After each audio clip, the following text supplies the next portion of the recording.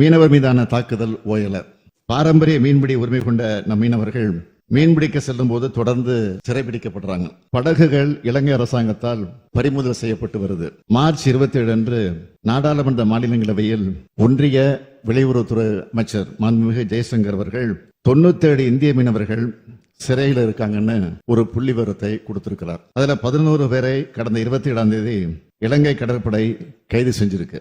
கடந்த 2024ஆம் ஆண்டு மட்டும் 530 மீனவர்கள் இலங்கை கடற்படையால கைது செய்யப்பட்டிருக்காங்க. அமைச்சர் சொன்ன கணக்குப்படி பாத்தீங்கன்னா ஒரு நாளைக்கு 2 மீனவர்களை கைது செஞ்சிருக்கிறாங்க. எல்லை தாண்டி வந்தாங்கன்னு சொல்லி அவங்களுக்கு அதிகபட்ச சிறை தண்டனை விதிக்கப்படுது அல்லது அதிகபட்ச அபராதம் விதிக்கப்படுது. அண்டை நாடா இருந்துகிட்டு இந்திய மீனவர்கள் மேல எந்த விதமான இரக்கமும் இல்லாம நம்ம மீனவர்களுடைய வாழ்வாதாரத்தை நசுக்கிற விதமா, ஏன் அடியோடு பறிக்கிற விதமா இலங்கை கடற்படையினரும் இலங்கை அரசும் நடந்துக்குது. அது நமக்கு எல்லாம் மிகுந்த கவலை அளிக்குது, கண்டிக்கத்தக்கது. இதனை ஒன்றிய பாஜக அரசு தடுத்து நிறுத்தணும். இந்த பிரச்சனைக்கு தீர்வு காண்றது சவாலாக இருக்குன்னு ஒன்றிய அமைச்சர் ஜெயசங்கர் அவர்கள் சொல்லி இருக்கிறார். இது என்ன சவால் இருக்க முடியும்னு தெரியல. வேறொரு மாநில மீனவர்கள் இப்படி தொடர் தாக்குதலுக்குள்ளானா இப்படித்தான் வேடிக்கை பார்த்துட்டு இருப்பாங்களா?